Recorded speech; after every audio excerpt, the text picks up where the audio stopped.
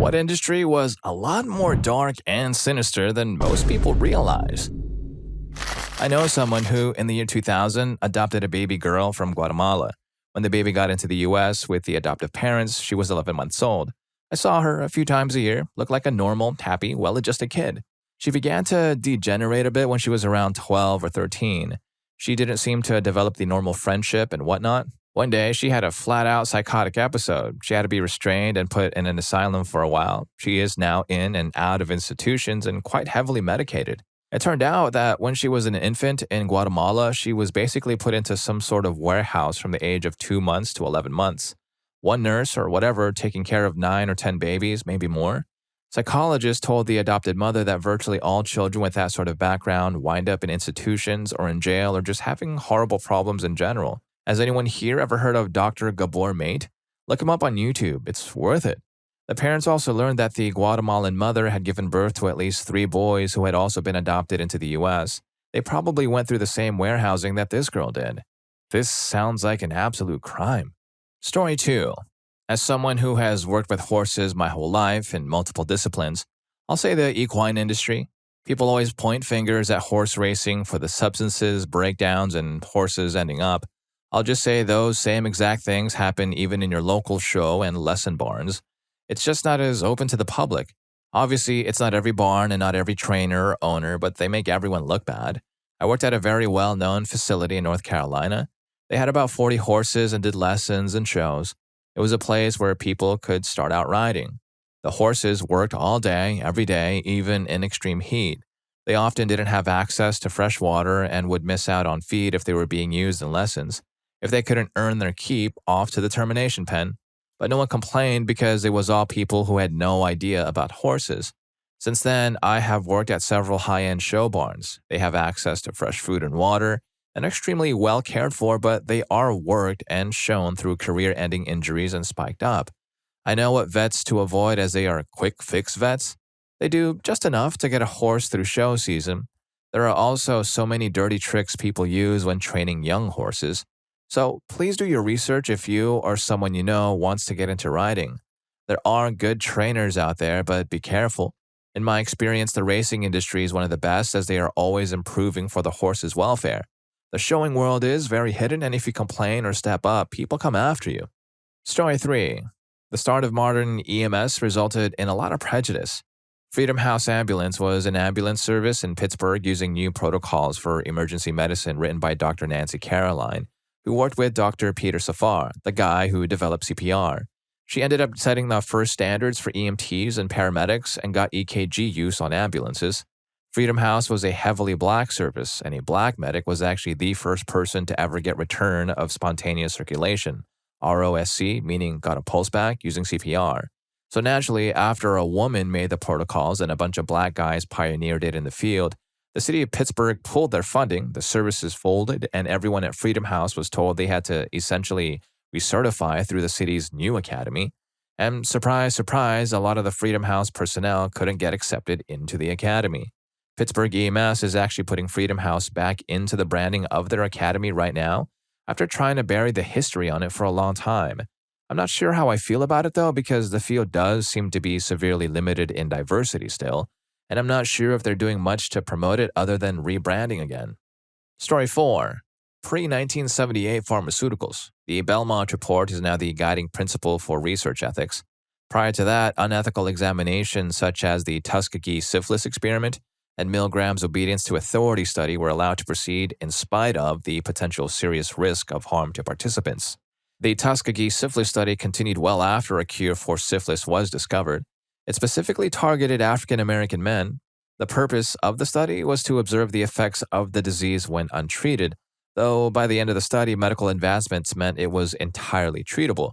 The men were not informed of the nature of the experiment, and more than 100 passed away as a result. Milgram's study sought to answer an important question about what happened in Germany and the trials afterwards. I was just following orders, was the first line of defense for the less senior in terms of leadership and responsibility. Milgram sought to determine whether people really could and would act badly if told to do so by authority. His study answered that question. Yes, people will act badly when told to do so by authority. It involved significant deception of participants, causing them considerable psychological distress by making them believe they were administering harmful shocks to another person, to the point that some believed the person being shocked had passed out, and yet they were told to administer the next highest shock level, even though the subject thought the person they were shocking was unconscious, while not allowing them full freedom to withdraw from the experiment, thus violating their right to informed consent and potentially causing long-term psychological harm to the subject. Story 5. Cat breeder. My whole family has been breeding cats for many generations, and when you think about it at face value, you probably think it's warm and fuzzy, but we have had to dispose of many and others harmed by the other cats, including their own parents. That's just the cats causing issues. Because of how high a value some of these breeds demand, we have had dozens of break-ins in my lifetime. My uncles have had to install heavy security devices and cameras, as well as devices on some cats as many thieves try to lure the cat off the property in order to steal it easier. We have had to deal with many legal encounters over this, including one would-be cat burglar pressing charges when our cats teamed up and attacked him when he was attempting to steal a litter. Then there is the social pressure. Christian groups constantly pester us claiming we are sinners for our practice, and many friends of ours expect us to just give the kittens away whenever they want, leading to jealousy and even hatred in the community when we try to sell them versus gift them. It has become a dark industry, but anytime I tell people about it, I always get replies such as, "Aw, that must be so precious." Story 6. Vacation timeshare. I worked in the industry for like 4 years, selling more timeshare points to people who already own timeshare. The marketing folks would use really weird and shady tactics to get people, often elderly, into a 90-minute sales presentation, saying stuff like, "There's an issue with your ownership, come in for a presentation," or "You're actually not using your timeshare points right, come in and we'll show you how." Whatever gets them in the door, lie if you must. Then they walk in and are subjected to the most intense sales pressure of their lives. The sales teams are experts at confusing people, again, most often elderly, into spending $20K to $50K on timeshare points that they probably don't even need. The best part is that the company doesn't really add any more properties, but they sell a bunch of endless points. So your $20K purchase will eventually devalue to the point where you can't book anything. Then you need to come in and spend more. It's a legal scam. It's crazy how it hasn't been made illegal yet. Story 7. HVAC, more specific, thermodynamics. Steam boiler is the reason your lights are on right now. Electric cars are technically charged off fuel oil, natural gas, energy exchange through a power burner producing carbon monoxide.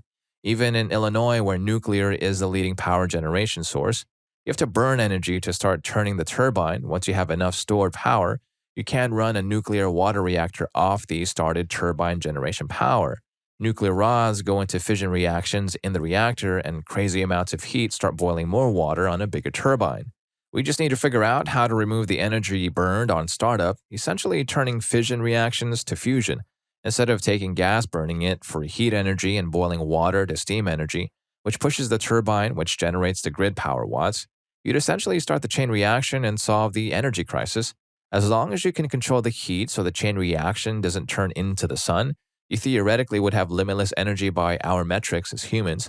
But if we can't figure out that link, we better figure out how to boil steam in a turbine. Because once crude is tapped out and burned in a car or a nuke plant, once that natural gas is gone, solar panels will not save you from this.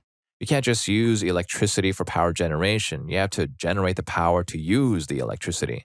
There's always energy waste at power generation, no way to lower the conversion rate at the moment, bar advancing the human race. Story 8. Organ donation in the US.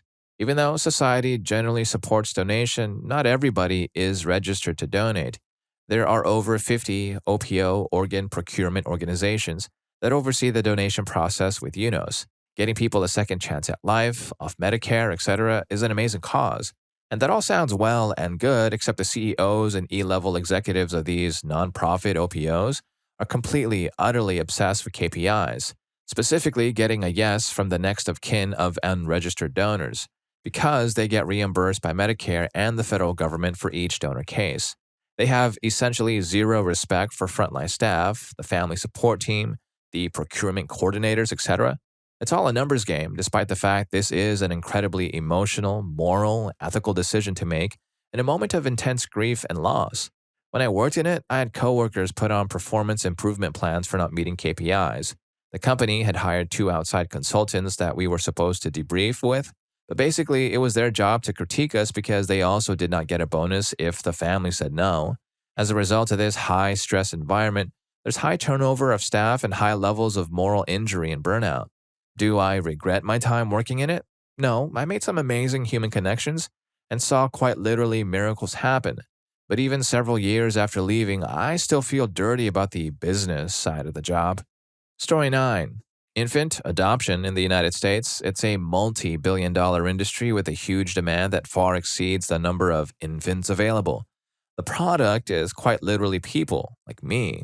It's incentivizing familial separation and historically was used as a tool of genocide against Native communities, not just in the US, but in Australia and Canada too. Google the 60s scoop. It is illegal for me to access my original birth certificate. This law exists specifically to keep me separated from my family of origin. Georgia Tan is a woman who made adoption mainstream.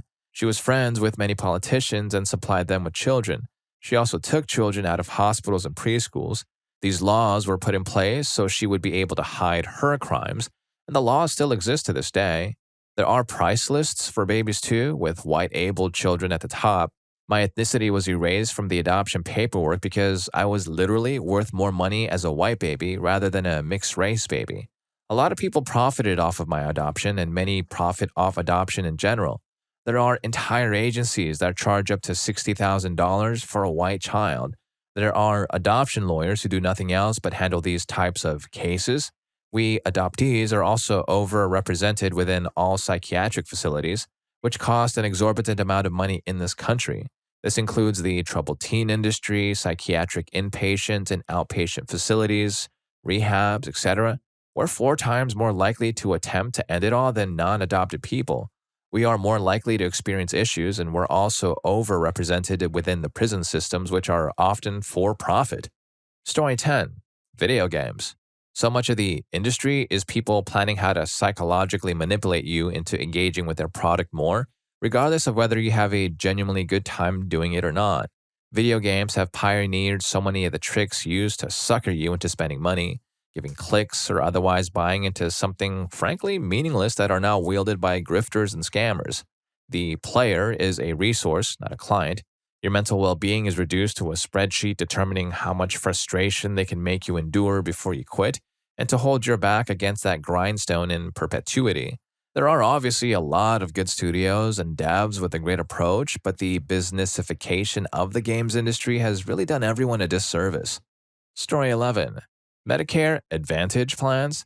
They're really Medicare replacement plans, and after 6 months, it's incredibly expensive to get your Medicare back.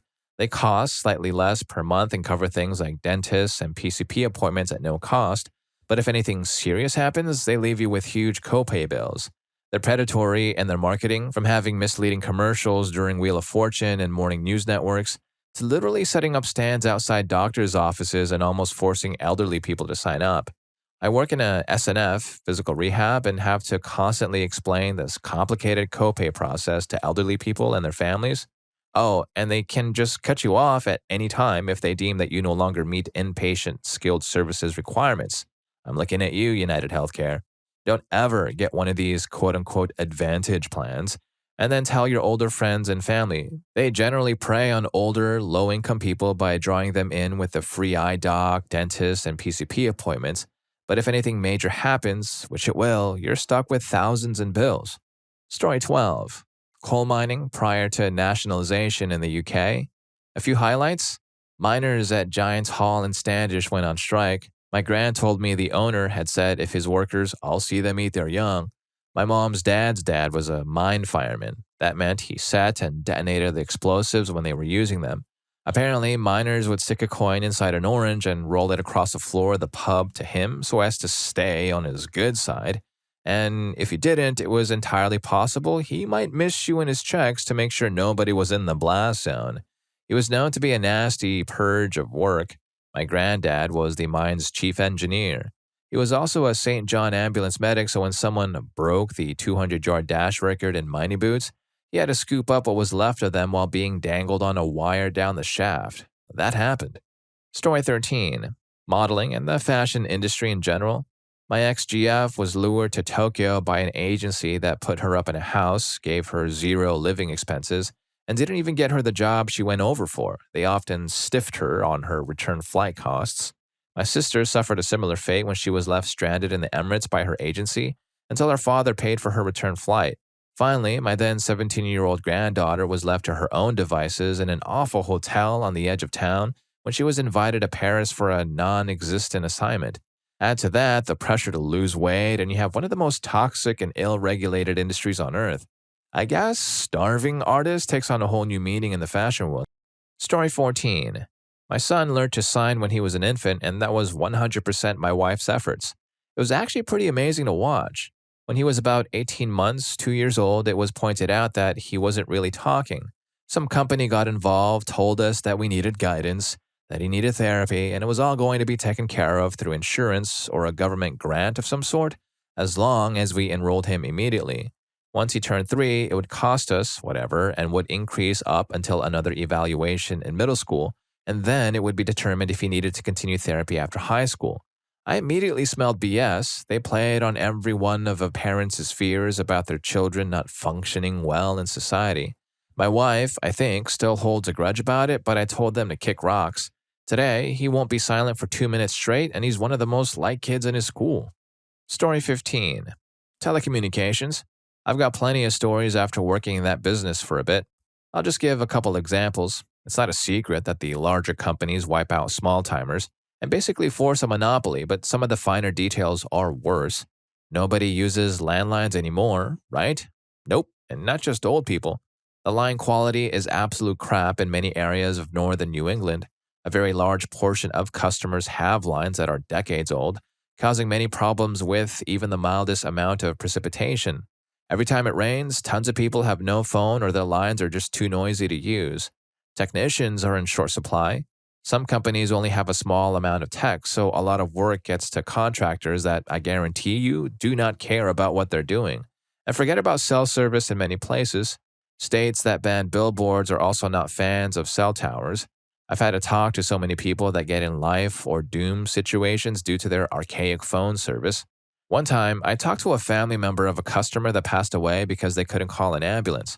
I've talked to many people that have to drive miles to get cell reception, only to be told that they can expect a technician anywhere between 2 days and 2 weeks.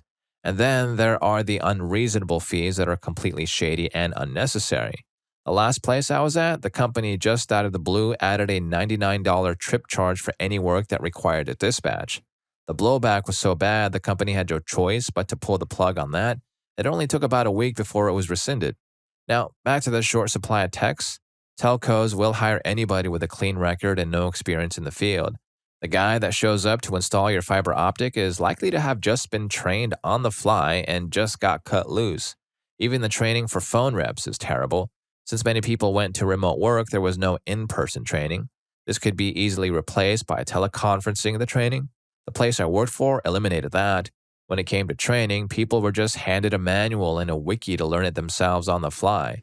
It's like, I can help someone build a deck, but I need more than the manual. Then there's the outsourcing of jobs. Everyone has felt that pain of being bounced all over the globe when they have any kind of issue, big or small. This mostly affects residential customers, and people just love long hold times and multiple transfers. The pay for workers like that, regardless of location, stays very low, and raises are like a slap in the face. And weird, too. Once, I got a 73-cent raise. When my boss told me that, I didn't say a word back. Luckily, all the people I worked with were cool. Anytime a company rolls out a new service or feature, they don't vet it very well before it becomes available. There are constant problems with new services. It's like a bike with training wheels that you still can't ride. Your call is important to us. No, it isn't. Story 16. Cell phone industry in Canada. Highest price gouging in the world and riddled with built-in scams. You don't see how truly disgraceful the big three are, Bell, Rogers, and TELUS, until you work from the inside. Loyalty means nothing to them at all, yet that's what they always claim to care about. If you have device protection, cancel it today. It's one of the scams. The new thing this year is they're now punishing agents for lowering monthly costs, discouraging price plan changes to better plans. Don't even get me started on setup service fees, deliberate system errors that sneakily overcharge, data overage fees at hundreds of dollars per gigabyte, price plans with phone costs built in that don't decrease when the phone is paid off. The list goes on and on. It's completely messed up. Story 17. Sending crippled, overloaded donkeys up and down Santorini in the blistering sun to carry fat tourists have been tradition for a long time. Boiling them down for iheo for traditional medicine is another long-held tradition in other parts of the world. The way camels are used for the tourist trade in Egypt while literally starving also goes back a hell of a way. Collecting ivory used to be revered and considered culturally valuable. Animals were culturally always part of the circus. Doesn't make any of these things ethical and doesn't mean that we don't grow and change, or at least try to. No one is talking about centralism, but it's a scientific fact with plenty of peer-reviewed studies that conclude that, aside solitary species, isolation is damaging and can often result in permanent impact and deficit in primate mentality, behavior, and overall well-being. There's a wide range of information widely available as well on the impact of wildlife trafficking and poaching on environment, ecology, and many other factors, from peer-reviewed studies to various conservation organizations dedicated to providing education. If you're not happy with those, the UN also has plenty of reading material. And if you're enjoying the video and learning a thing or two, please don't forget to hit that subscribe and like button for more videos just like this. Story 18. I've been in the pork rendering industry for 17 years now, and I'd just like to say that it's not all sunshine and rainbows like everyone seems to think it is. Most people probably think that we don't sometimes eat bits of pork fat out of the vat, but I do. I haven't eaten much else for years now. I sometimes eat fruit, etc. Ask someone why they got into the pork rendering industry, and you would think that they would say, to try and put my effort to make the fat get off the pork, and also to try and make an effort to just make the fat come off the pork. But sadly, after being a shift manager for 12 years in a pork rendering factory, I have noticed that some just do it for the money. No one cares for hygiene. And many people think that pork rendering is all glitz and glamour, but after reading this, you will know that it's not just about that, it's also about dark secrets. Story 19. I worked at a high-end furniture store in college. 75% of high-end furniture is assembled in the back of the store by a hungover college kid, the same way you would if you bought something from IKEA. The difference between a $99 dresser and a $1,000 dresser is a hungover college kid. Just for clarification, I should have said what the average person would consider high-end. Most people on Reddit are more educated about consumer products than an average person. I've received comments and messages from people giving examples of why this isn't true and listing brands which would retail for $5,000. I'm speaking about a store an average person would go into and assume they are getting nice furniture. In regards to the quality of materials, yes, the materials are better, but not as they seem. The hardware, sliders, etc. are better, but that oak dresser you are buying at a $1,000 price point is often one piece of oak on top and then lined with pine on the sides and interior. I'm just saying, know what you're buying. Don't assume a higher price means higher quality. Story 20. Millions, and I mean millions of your tax dollars are absolutely totally wasted and or stolen from United States embassies by almost everyone involved in any number of ways. Actual theft of property, actual theft of money, embezzlement, frequent extravagant parties, travel expenses, etc., etc. I made a throwaway in case anyone wants any specific examples. I honestly wouldn't even know where to begin right now. I spent a number of years working in the embassies of Moscow and Beijing. The U.S. embassies in Moscow, Cairo, and Beijing, and some medium-sized ones elsewhere in Europe, employ and also house tens of thousands of people. Mansions outside of town, drivers, for kids, for school, there's all kinds of things happening. Here are some stories I told in the replies. I have no documented evidence other than ID, simply telling you what I've seen and experienced during my time there. There's a number of ways people, not only Americans, steal things and waste money endlessly. There's a great deal of very valuable materials, tools, cables, machine parts, chemicals, fuels, and all kinds of little gizmos I couldn't name. All it takes to resupply anything is a simple work order form or submission to GSO, General Services Officer, which next to no one will scrutinize, and you've got it. This invokes theft of everything, not cash. Second, the big physical property theft happens at the off-compound storage sites. They can't possibly store everything at the actual embassy, so they contract a storage facility in the host country to store their very expensive new stuff in, ranging from 4th of July barbecue pits, all custom-made, thousands of dollars in price tag, From the personnel's housing furniture, expensive and ugly, couches, tables, dressers, etc. Plus, every year or every other year, there is a massive kind of embassy estate sale where a lot of things that were paid for but were never used are up for auction to the public. In Moscow, the place was called Doroshno, and very little was returned once sent there, including things that could have actually been useful. Third, in one of the Moscow embassy buildings, there is a corridor that is filled with huge pieces of Chihuly glass bowls and other pieces, some that were easily 6 to 7 feet tall. It was a giant art display. At least 12 to 15 pieces of Chihuly art of that size is worth God knows how much for a small fraction of people, less than 75 people who had the clearance to get to that corridor. Here it is. It's a small picture, but that room is huge and the pieces have changed since it was taken. In their defense, it was pretty spectacular, the biggest Chihuly display I've ever personally seen. Fourth, outside of Beijing are suburban neighborhoods that look like San Diego, like mansions and gated communities that I'm sure weren't built for free, outside of the city where the people and press can't see that it's all white expats. They have their own libraries, pools in the winter, ice rinks, and American fooderies. They get special Chinese guards on patrol day and night around the walls of these communities. Watching how you live on the government's dime while watching the Chinese suffer was probably one of the more lasting memories. Grocery store employees will walk a white person's dog while they shop, then carry their stuff home for them if they live close enough by.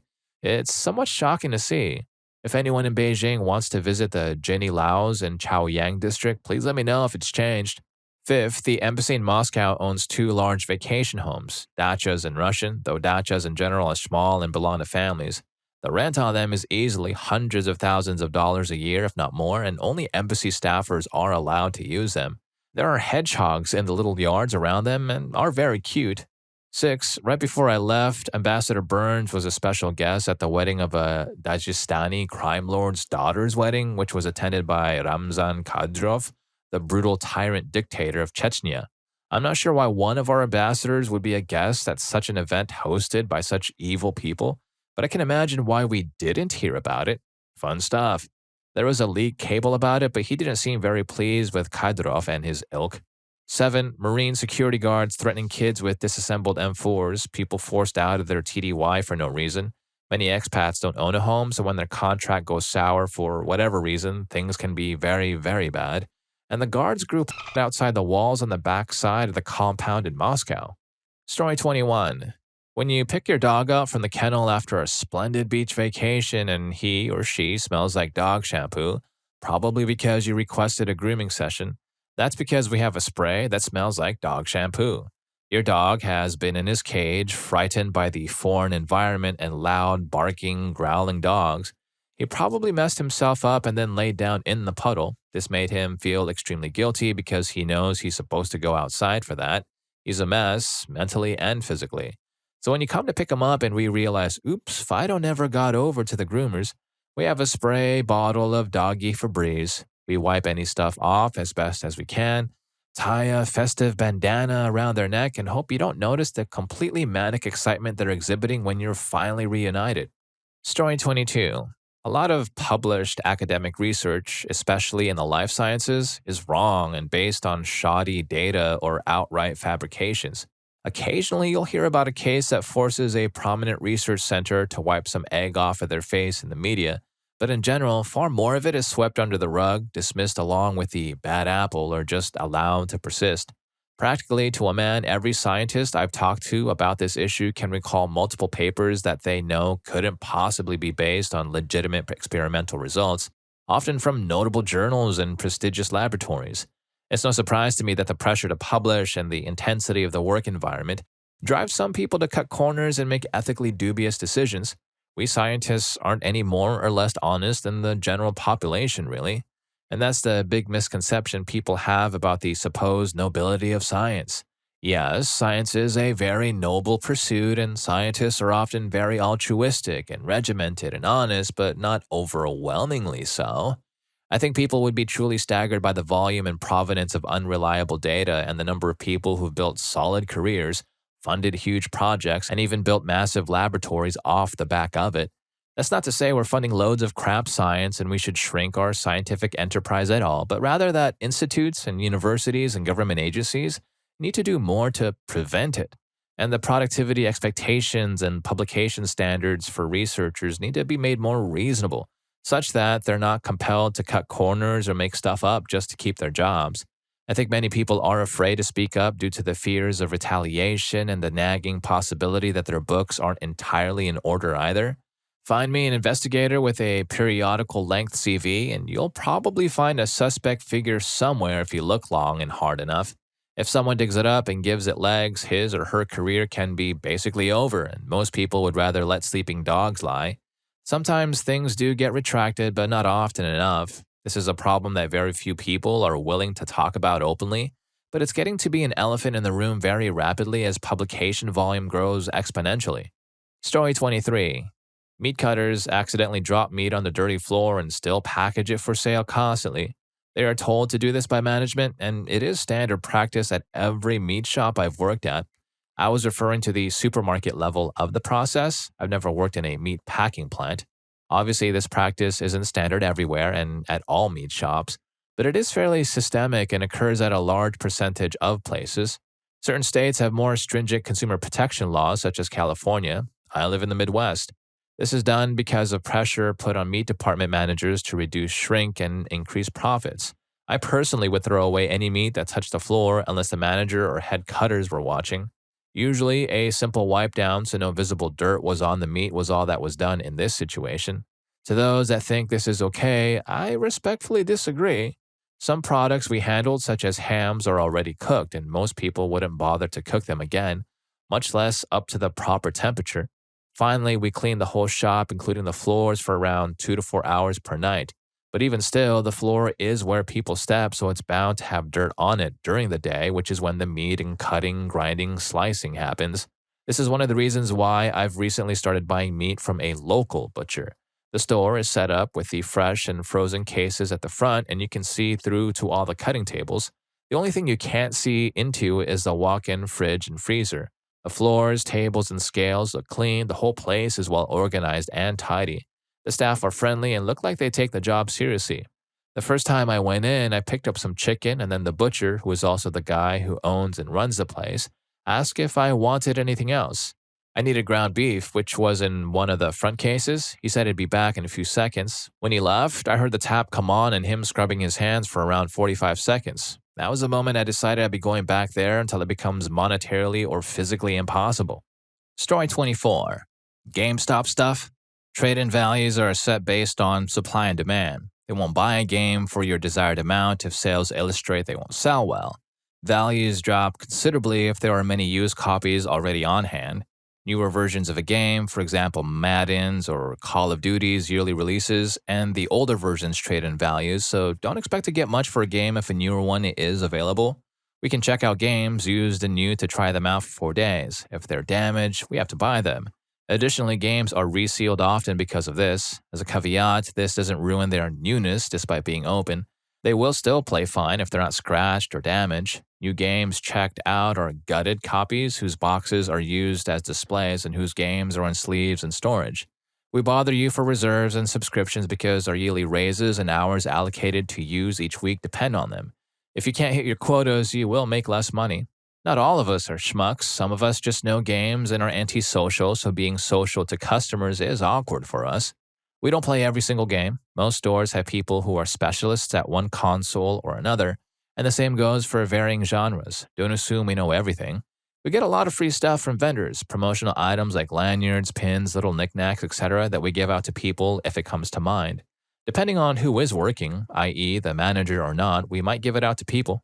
Many strategy guides and older games get pennied out after a while. Prices are reduced to a penny in our system and are then thrown away with the trash. If you're lucky and nice to know staff, they might give them to you if the time is right.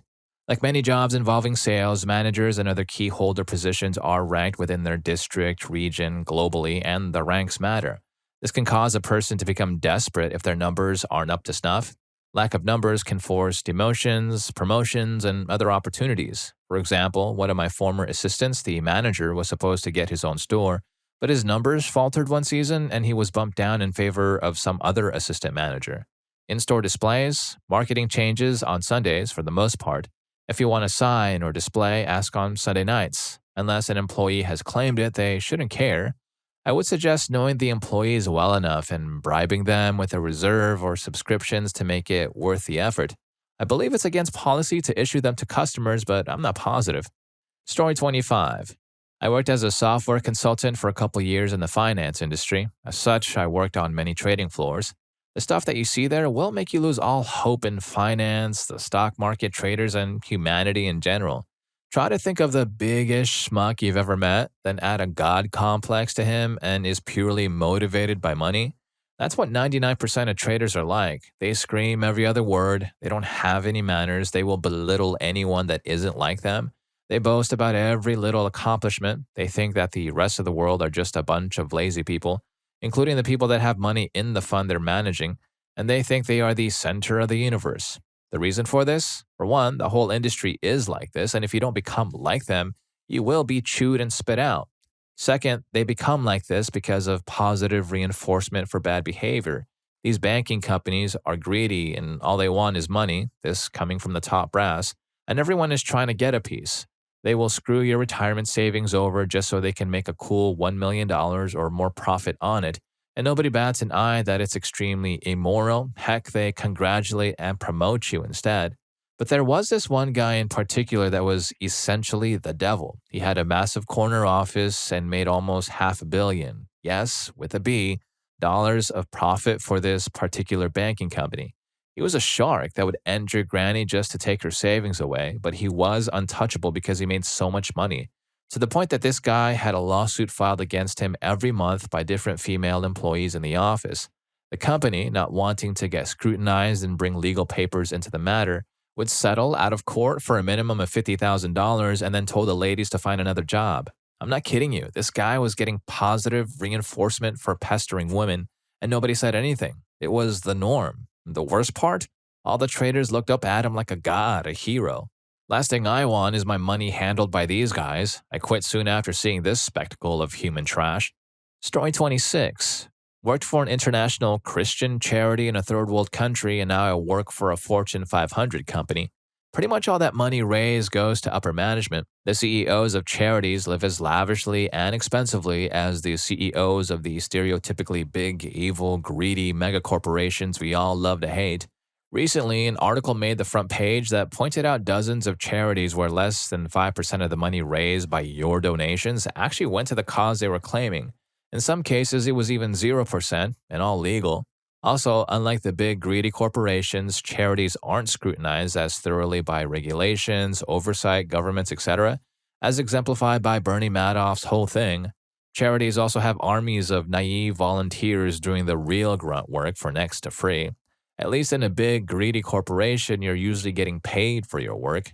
Christian and religious charities are the worst at stuff like this because they feed their volunteers the whole "we're doing this work for God, not for money" BS, while their CEOs live just like the CEOs of those banks we all loathe. Basically, don't just throw your money at charities and be all happy that you're making the world a better place. Do a lot of research first. Story 27. Most food places don't follow all the legal requirements for food prep, storage, and care. I swear to God, I had a trial in a hotel kitchen, and their freezer wasn't working, but they still used it to store things despite the fact it was technically just a chiller. We're talking about fish and stuff like that, slowly defrosting in a cold box, which I was informed by my shift worker had been that way for over a month with no technician in sight. He didn't seem happy with that, but there's an overseer and a manager above him that didn't seem to care. Was it my place to intrude? I also worked at a hospital where one of our workers never swept under the work surfaces at the end of shift as required in the duty roster because she hurt her back, despite the fact that we provided ergonomic equipment for her to do so. I'm not saying don't trust an establishment, but definitely never assume your food's being held to the standards expected. Also, a little tip, before you order at an unknown or new place, go check out the toilets. If they can't clean and maintain a toilet, they can't clean and maintain a kitchen. Story 28. I worked in a butcher's shop for quite some time, and there's some basic misconceptions and confusion on stuff out there. This one is less of a secret and more of just truth. When you're at a meat section of a grocery store, many places try to push the Black Angus beef under the guise that it tastes better and is of higher quality. It's also usually more expensive than regular stuff. While Black Angus is a distinct breed, unless you're a head chef, butcher, purveyor, you eat beef a lot, or you have a really good palate, a person generally will not be able to tell the difference between Angus and regular.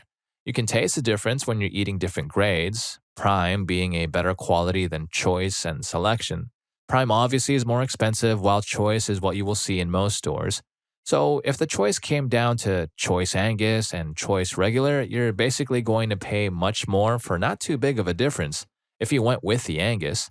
However, Prime Regular will be a better quality than Choice Regular. Australian beef is grass fed, carries a slight bit of a gamey, natural taste, and can be a bit less costly than US stuff. It's a very costly, kind of stupid move to ask a butcher to grind your tenderloin for burgers. If you're spending all that money for such an expensive cut, you're better off cooking it as a filet mignon cut and going with that. It's a super lean cut and will not really taste anything special in the form of a burger. To top it off, if you're at a restaurant and they have Kobe beef burgers, don't go for it. Obviously, the taste of Kobe beef is held in high regard, but you're not really going to experience any of the blend of texture and flavor if the meat has been ground up into burger meat. Hell, the restaurant may be complete schmucks and be grinding up a random mixed percentage of fat and beef and calling it Kobe beef. Story 29. Executive assistant to a lobbying firm. I could be ruining my career here, but I'm intoxicated and this has been bothering me for years. Things aren't just dirty, they're downright malicious. I don't mean individual entities toughing it out for themselves either, although you can be sure that these are the majority. There is a massive, deliberate, collaborative effort being made by rather influential individuals to make what is essentially an indentured society. Warren needs to start emphasizing that this isn't just about greed. There's a huge mobilization of resources here for something ahead, the implications of which are going to be huge for the US. I'm just trying to get as much as I can to climb on top of what I think is going to be a huge crush. I don't know how to prepare you guys. The ones who have it most correct are the ones who call for a complete rebuild of the government and what you consider the economy. But that still won't be enough because you can't identify those with power who aren't in bed with these sociopaths. 10 years. I'm so sorry, guys. So sorry. Well, if any of these stories got to you, just like this last one, here's more for you. YouTube thinks you're going to love this. I'll catch you in that video.